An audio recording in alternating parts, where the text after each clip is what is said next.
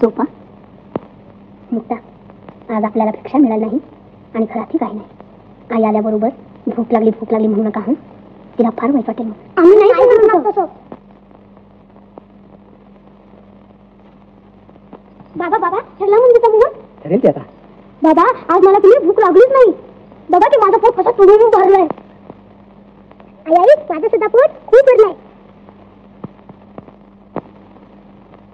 शुद्धीबद्दल काय म्हणाला ब्रह्मवृंद? काय म्हणणार? त्यांनी अगदी आस्थेनं सगळे धर्मग्रंथ पाहिले पण निरुपाय झाला त्यांचा.